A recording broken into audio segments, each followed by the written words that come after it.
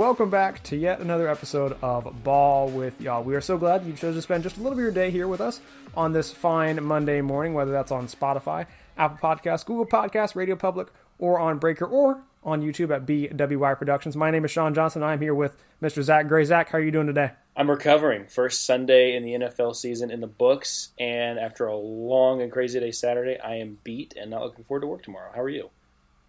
Wild time to say the least. I'm alive. I don't know how I survived yesterday with the Alabama game and many other big upsets across the country, but we keep it going here on Ball with Y'all, and we are so glad once again that you chose to just spend a little bit of your day here with us as we continue our recovery as well. Zach, what do you say? Let's get into our opening segment. Let's crack it open. Let's do it.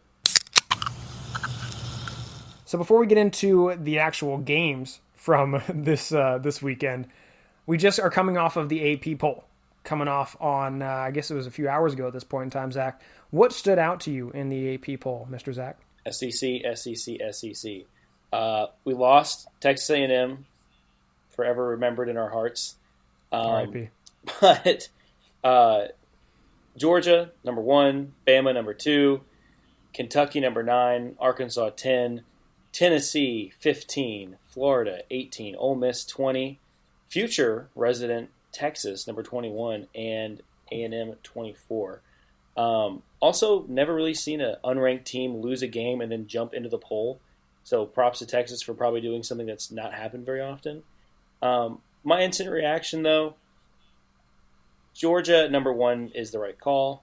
And it's been very surprising so far this year. I'm very thrilled as a fan of the sport. Yeah, it's a great time to be an SEC fan, especially to your point.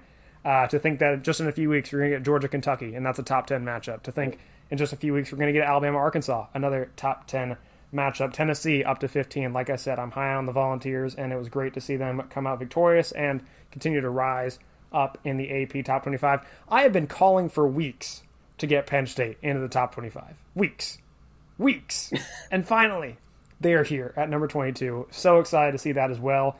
I mean, honestly, some teams, some massive drops after some losses this weekend. Baylor dropping 8 spots to 17. Florida dropping 6 spots after that loss to Kentucky, which we'll get into in a moment, down to 18. Pitt dropping, like you mentioned. A&M dropping 18 spots to 24. And again, big moment there against Appalachian State. I get it, but wild to see there. And lastly, I was kind of surprised when we saw Notre Dame drop out entirely. Yeah. And I get they're 0-2, but to go from being were they number 8 dropping out entirely? Now they're not even being close to being ranked. They were like maybe the 4th lowest in points. Yeah. Well, listen, the poll respects a tight loss at Ohio State. It doesn't respect a home loss against Marshall. So I think it was like, not only did we kind of help you guys out this week, we're going to extra punish you this week for not holding up your end of the bargain and look like a top 10 team. We banish you to the receiving votes section of the poll. I think that's fair to say, but there's obviously a lot of encouraging things there from an SEC lens to look at the poll. I think that's a great lead into the actual games themselves. So, of course, the big game was the College Game Day game of the week. The Alabama Crimson Tide going in as a 20-plus point favorite over Texas, and the game did not disappoint. It was much closer than Zach and I projected on the Friday show last week. Zach, what were your takeaways when Alabama went down to Texas? It's the same Alabama team from last year at this point. Don't put them on the road. Whatever you do, don't put them on the road. They play down to their competition at this point, and they got to figure some stuff out. The offense, garbage. Bill O'Brien, not good. That team has way too much talent to win by 1 point against Texas. On the other side of things, Texas, what more could you ask for if you're Texas at this point? You get a springboard to go into your conference play starting here in a couple of weeks, and you get to put that game on the mantle of like, hey, yeah, we do belong in the SEC. We just took the best team in the last 20 years to the wire and almost beat them as a 20-point underdog. So, Alabama, they got to figure something out. That game against Arkansas in a few weeks, man, they got to get up for that. There's a lot of stuff that has to change because I think right now Arkansas might be one of the best teams in the country. And I think they'd beat Alabama right now if they played that game in Fayetteville. So it was a long early afternoon, late morning for me. Mm-hmm. It was an exhausting time. There was about a 40 minutes of football time period where Alabama didn't score, and it was just incredibly boring and just lifeless and just sucked the life out of me. A point where Alabama was down, 16-10, right? Incredibly undisciplined. I think 14 or 15 penalties, the most under Saban, and the most, I think, since like 02 or something like that, something ridiculous along those lines. Incredibly undisciplined. Now, granted, some of those flags, kind of questionable. Then you also heard some more commentary like, oh, well, maybe they could have deserved more flags here or there. But then also you look at the other side of it. I looked at, I think it was a hold on Brian Branch on the one touchdown run for Bijan Robinson. So there was some of that back and forth. I know some Alabama fans were particularly displeased with the fact that we were dealing with some Big 12 referees. Whatever. We'll get SEC referees next year, so it kind of works out, kind of washes out on that front. But the way I look at it, dating back to the 2018 season, to my count, Texas has played 4 SEC schools. Mm-hmm. They played Arkansas, right? Not good. Arkansas won. Yep. No, yeah. Played Alabama. Not good. Didn't work out so hot. No. Who's the? I know they played Georgia, and then who's the 4th? LSU in 2019 when that was a crazy game. I just want to point that out. Very high scoring. I believe LSU either won by 14 or 7, but it was basically a 7-point swing back and forth all game. So they seemed to play up. I mean, they beat Georgia. They basically just didn't show up against Arkansas last year. But, I mean, they can play with the big boys. I think it's really encouraging for Steve Sarkisian. It's really encouraging for the Texas faithful. They will be ready come 2024, 2025. This was not a case of – I don't believe this was a case of only bad Alabama. I think it goes to show that it was good Texas as well. Mm-hmm. Their fans showed up. Honestly, even with Quinn Ewers going out in the game, Hudson Card has started before for Texas. He was a highly recruited athlete in the same class as Bryce Young. Went out there and played incredibly well. And in a tough environment, a tough situation, you weren't prepared to go out there. I think it just goes to show you that, maybe Texas isn't as deep as Alabama, and maybe not as deep as Arkansas, maybe not as deep as LSU. Granted, to your point, they beat Georgia, so that's the one SEC team in the past 4 years that couldn't pull it off. Overall, this Texas team will be ready. And I don't know what that looks like come 2024, 2025, but it goes to show you that it will not be a bottom-of-the-barrel program, to say the least. I think I'll be proven wrong from my earlier statements this year. And I one thing I thought about when I was watching the game was like, Arch Manning, good call. yeah, definitely. Another big game in the SEC, actually an SEC matchup, conference matchup, was in the same stadium that Zach and I were in about a week ago in the Swamp. Kentucky went down there and just mopped up Florida. Zach, what were your takes on that game? I mean, I thought Florida had that game covered, especially after the safety. Looked great. And that game just flipped on its head. The pick 6 happened. Kentucky's defense just showed up. Will Levis did exactly what he was supposed to do. I don't think of him as like a top-tier quarterback, but he doesn't put Kentucky in a position to lose the game. And he did just that. Mark Stoops, Kirk Herbstreit said this on game day yesterday. He's like, this is a Mark Stoops type game. And he showed up. And that team showed up. Depleted at the offensive side of the ball. No Christian Rodriguez. Goes in there, pitches a phenomenal game defensively. Offense does what it needs to do. They walk out of there with a 2-score victory. For the second time in a row now, Kentucky beats Florida, and I believe the 3rd time in the last 5 seasons, which is pretty remarkable for Kentucky. And, I mean, you see these teams like over the years, like Kentucky, they'll pop a year off here and there. It's like, well, Kentucky's building something. They've built something for sure. And it's sustained now. That was a huge win. They're going to get a win against Youngstown State. You'd figure they win against Northern Illinois coming up in 2 weeks. And then they get to go to the Grove and play Ole Miss, which I'm so excited to be at that game. Half of all with y'all will be at that game. But overall, that game last night, fantastic job for Kentucky. Blew me away, honestly. I was very impressed. Yeah, and I made the comment to you actually after the show, for the Friday show, that I hesitated when I made my Florida-Kentucky pick because I totally thought I was going to pick Kentucky. And then I looked down at my show notes and I said I was going to pick Florida. And I was like, well, I guess I have to pick Florida because that's what the show notes say.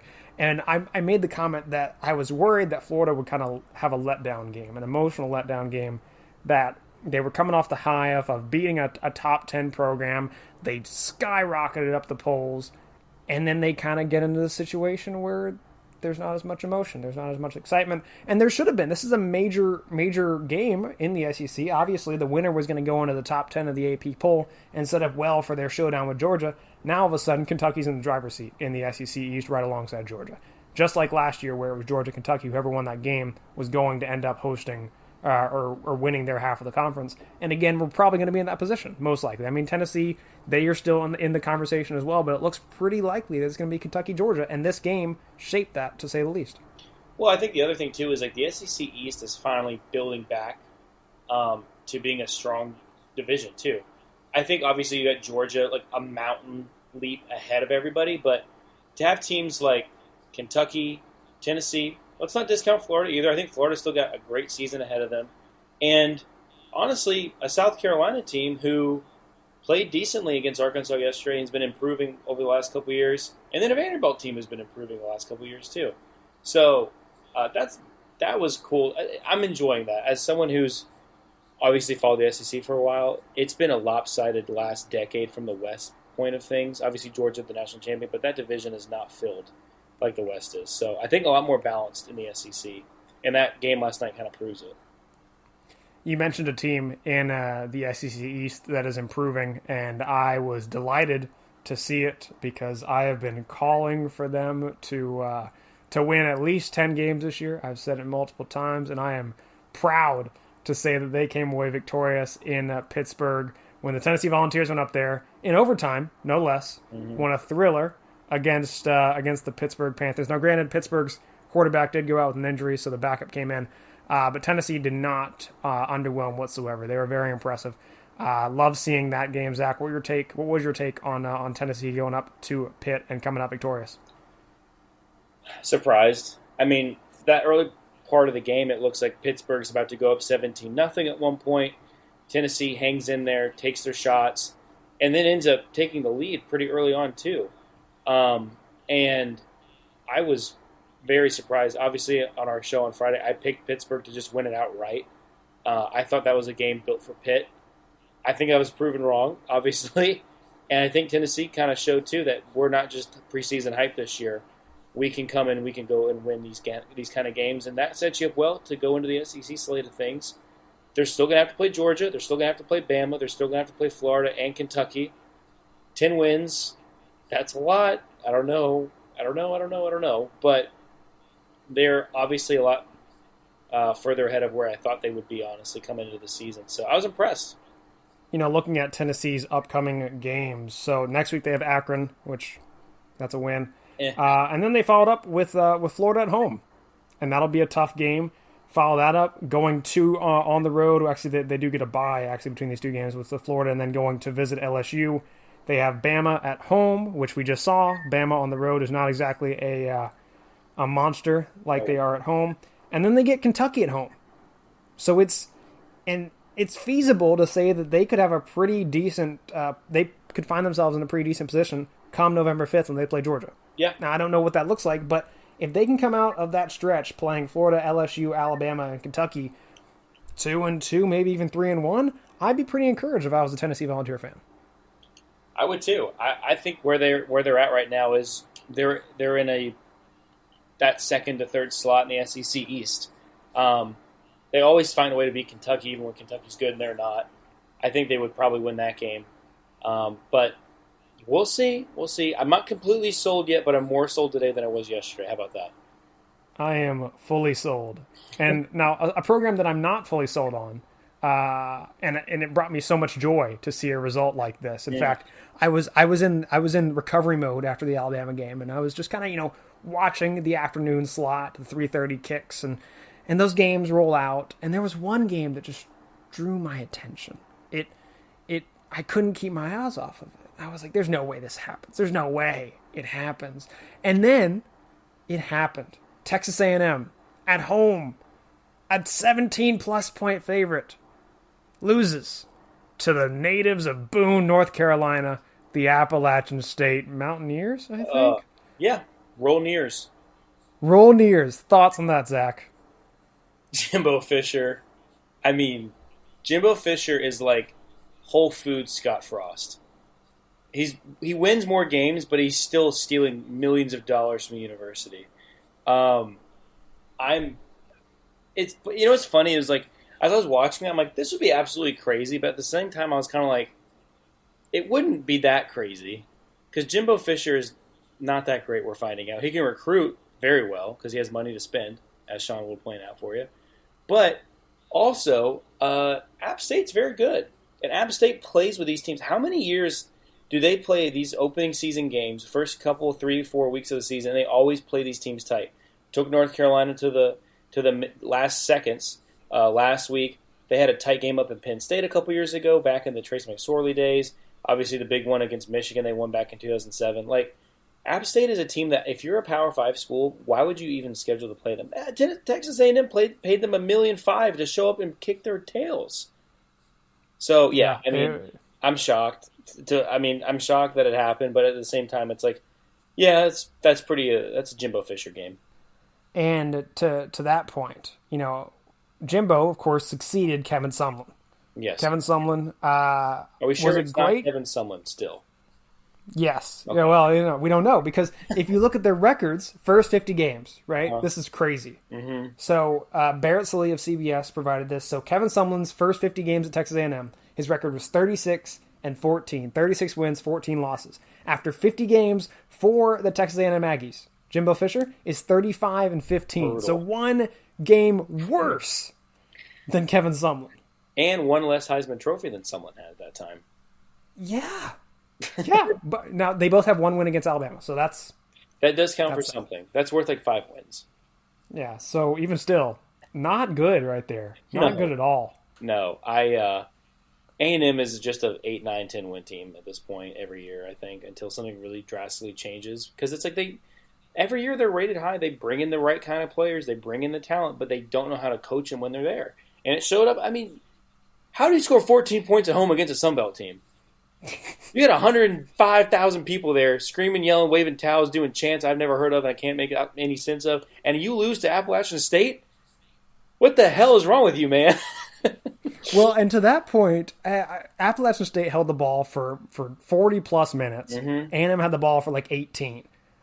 It was the play the discrepancy was wild. App State did not even they didn't have to try too hard. They just held onto the ball and just walked out of Texas A&M with a $1.5 million check, to your point, and a win. Yeah. And College Game Day this weekend. Double win, triple win. So, but a massive loss for A&M. But that wasn't the only school that struggled in the afternoon slot. There were a couple of them, and then. Again, to that point of programs paying a massive amount to get a team to come down and kick their tail, Notre Dame played Marshall, and while I was over here watching the Texas A&M situation, I looked down and I see, oh my gosh, Marshall has a 2-score lead on Notre Dame, and Marshall came out victorious. Zach, what was your takeaway on that game? Marcus Freeman, not good. 0-3. Now, granted, one of those is at Ohio State. Very, very, very respectable loss. The other one's a 20-point blown lead against Oklahoma State in the Fiesta Bowl last year. And then you lost at home against Marshall. So, less than ideal would, I think, cover it. It's just pathetic. Their offense is garbage. It looks like they're running plays in cement. It's so bad. I mean, it is so bad watching them play offensively. I mean, we thought Ohio State's defense was great last week. I'm sure it is, but I think it's more to do with Notre Dame's offense being just pathetically slow and bad. And again, I think we talked about this a couple weeks ago. If not, we were on the road talking about it on our trip last weekend. But Sunbelt's making a case to be the 6th or 5th best conference in America right now. Obviously, you have a breakaway with SEC, Big 10, Big 12, ACC. Pac-12 is kind of debatable at this point. But I think the Sun Belt is probably the 6th or 5th best conference in America. I feel that's a take, but I feel comfortable with it. Yeah, it was a big weekend for the Sun Belt. There actually is, of course, one more upset, which we'll get into in a moment. But looking at this Notre Dame team, when your best player is your tight end, when your best playmaker is your tight end, you're going to be pretty limited as it is. When your defense is your calling card, that's great and all, but you can't afford, I don't know how many points, I didn't check the final score, but Marshall just they were not stopped throughout this game. They were scoring with ease, right? They got a defensive score at one point in time when Buckner threw an interception. So it was a disaster by all accounts. At home, no less. Like, it's one thing to lose on the road in a tough environment. North Carolina almost did that last week to App State. But Notre Dame came out at home after trying to recover from an Ohio State game and did not look like they even were ready for the game or like they were up for the game. Throwing 3 interceptions doesn't help your cause per se. But, you scored 21 points at home against Notre Dame. Against Marshall. Like, what? How do you? I don't know. And to that point, Notre Dame, they had won 36 consecutive games when favored by at least 10 points.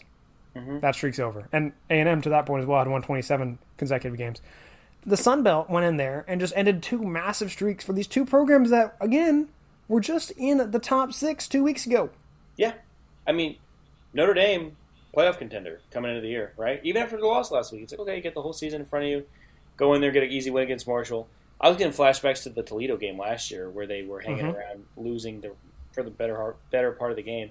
But then they eked one out there at the end. So, yeah, I don't know. Marcus Freeman's got his work cut out for him. They still got a tough slate of games. They got BYU still. They got USC. I think they have – who else do they have? Even Stanford's going to be a problem, honestly. Yeah, I agree. Let's see here. At Syracuse, they got Clemson still. Boy. Makes you wonder if bowl eligibility is still in question, perhaps. That would be very bad. Much like LSU, which we're wondering about. But we'll see how that shakes out. Another one. Go ahead. Notre Dame should hire LSU's coach. Hey, it's almost like we've seen that before. Yeah, that worked out pretty well, I think.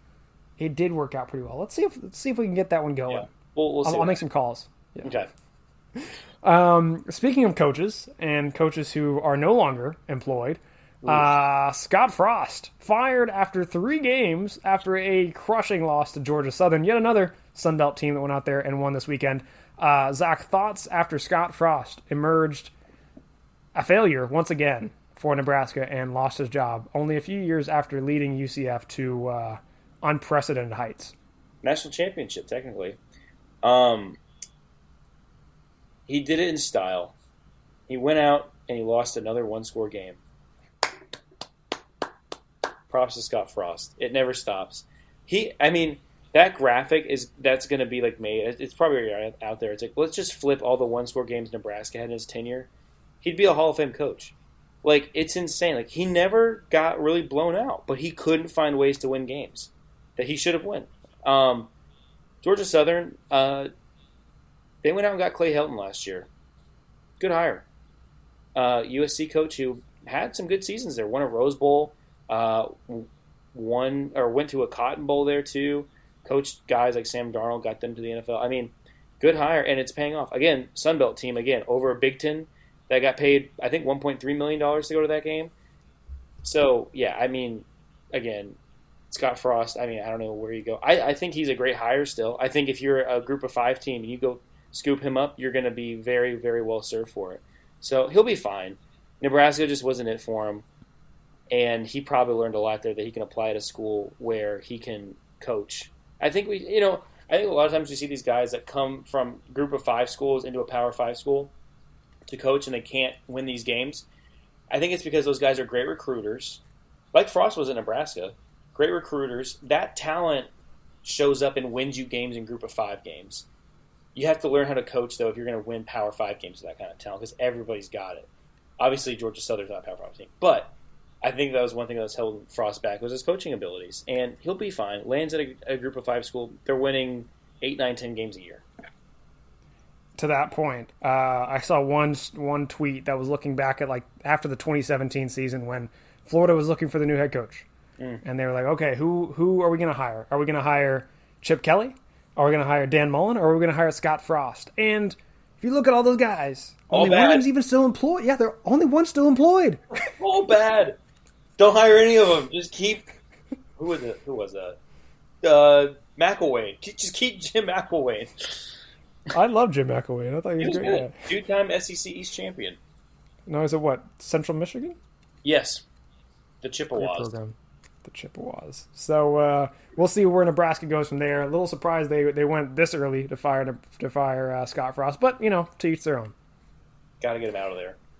Got to get him out. Now, a team that succeeded late in the night hours. I know I was asleep when this game finished. I don't know if you were awake for this finish or not, Zach. But BYU went out there as a home favorite and won against Baylor in double overtime. Zach, how impressed were you by BYU's performance? I believe I picked that game, right? I think you did. I think I did. I expected it. Baylor made it honestly a little bit closer than I thought it would be. I think it's just because Dave Aranda is such a great coach. But BYU is really good. They got a great shot at making some loud noise come this end of the season. They still got some games against Notre Dame and Arkansas. I think Liberty could be a sleeper game too against them. Not just because I'm a student there, just because I think Liberty's got a good defense. But BYU set up for a great season, and Baylor's a tough team. Anybody that beats Baylor is a good program. Baylor still got their season in front of them too. I think BYU is going to be a quality loss at the end of the year. Baylor can go out there and win every game they play in the Big 12 as well. But props to BYU.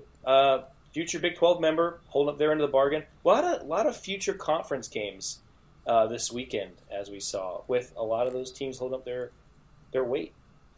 Yeah, absolutely. And honestly, I think BYU's floor at this point in time is a New Year's Six bowl game. And I wouldn't even be surprised if they were to make their way into the top four based on the way they're playing and based on the caliber of their strength of schedule come the end of the season. I wouldn't be shocked by that. No, I don't think that's a crazy thing to say at all. Thank you. I appreciate that. Now, let's go on to some crazy things that happened Saturday night. Let's go into our Rainbow Wager Warriors segment. Do we have to? Unfortunately. Okay. Play the music.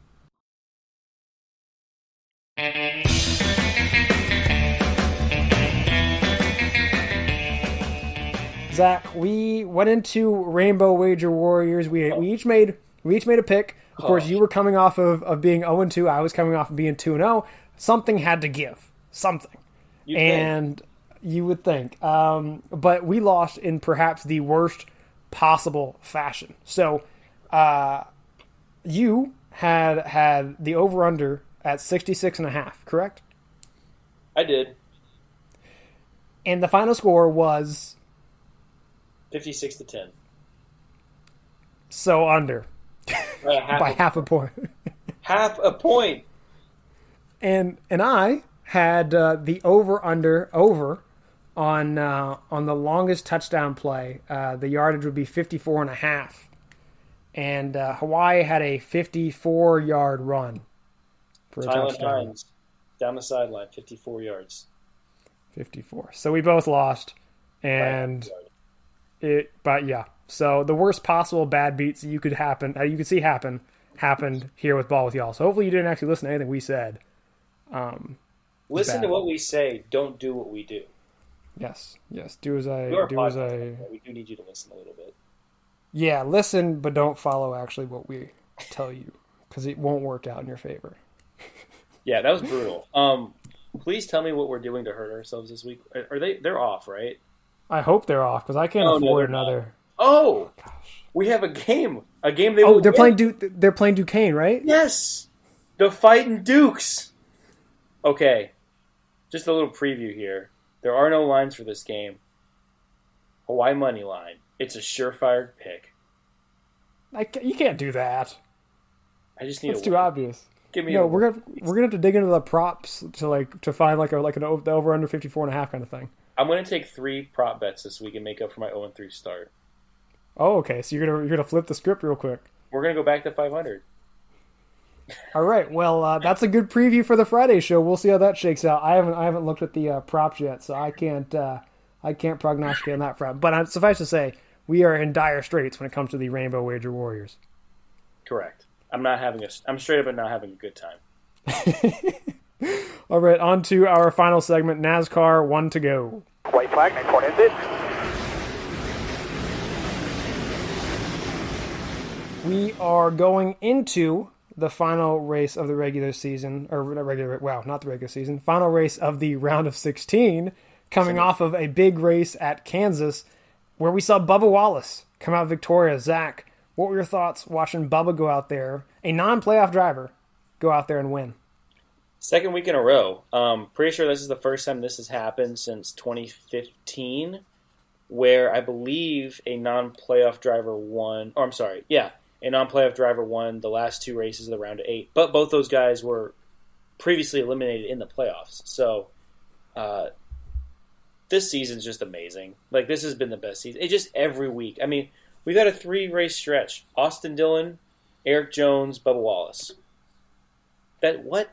Now, in just terms of today, though, looking at that, very deserving. Very deserving. I was very impressed with Bubba. He deserved it. He's been running so much better the last half of this year, ever since they made that pit crew change. Multiple top 5s, race-winning speed, and good for them, man. 23-11.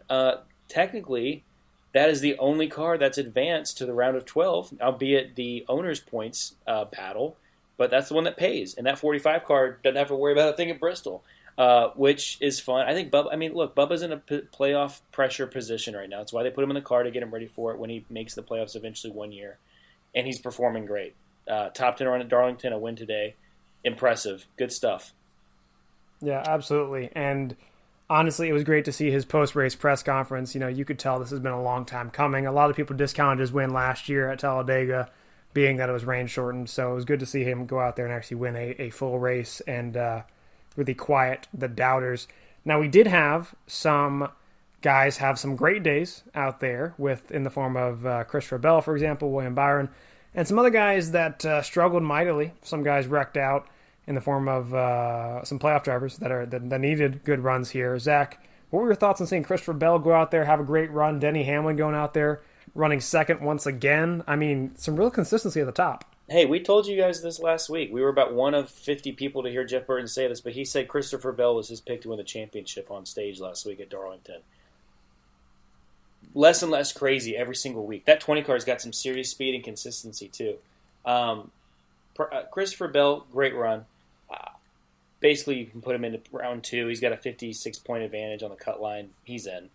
The guys that had problems, Tyler Reddick, that was big.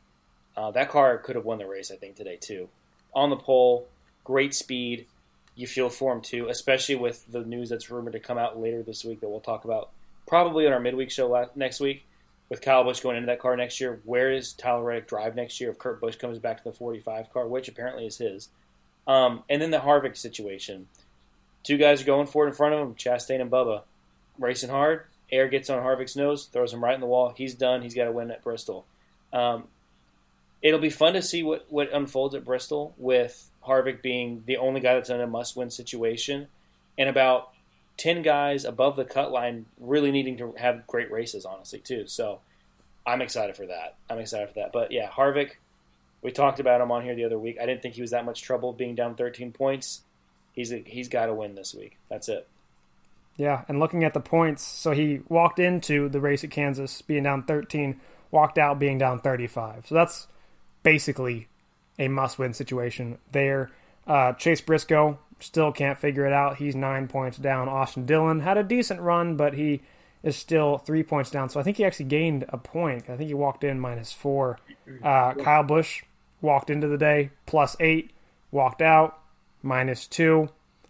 Austin Cindric just above the cut line by 2 points. Tyler Reddick, to your point, he was pretty comfortably sitting after Darlington. Could have even won at Darlington, mind you, and then is now just 2 points away from being eliminated. Daniel Suarez, 6 points out. Interestingly enough, I look at guys like Ross Chastain, Kyle Larson, Chase Elliott, Alex Bowman, all around 25, 30 points above the cut line. They are probably pretty comfortable right now going into Bristol, but I wouldn't be all that comfortable. I kind of break it down into 2 groups. Christopher Bell, I think he's totally good. I think the guys that are William Byron, Denny Hamlin, Logano, Blaney, those guys are 36 or more good. If they make it through stage 1 next week, they're fine, I think. And then the guys below them, Bowman, Elliott, Larson, Chastain, those guys got to make it through both stages. For that grouping of Suarez, Reddick, and Cindric, and then Bush, Dillon, and Briscoe, those guys are going to have to race for every single point all night long. They can't afford to give any positions up. They can't afford to get past. They can't afford to have any bad issues on pit road or throughout the race. That's the real race, I think. You get look at those guys at the top for the first stage, then you shift your focus down, see how those guys run the second stage, and then you got the last stage to really hone in and be like, all right, who are those 4 guys that are going to be going home? Obviously, you think Harvick based off of where he's at points unless he wins. But, I mean, 10th place Daniel Suarez to 15th place Chase Briscoe are separated by 13 points. So that's less than a stage and a half of points. So there's so much that can happen with that. I'm really excited for Bristol next week. If you don't have tickets to that race yet, go. I went there last year for the first time.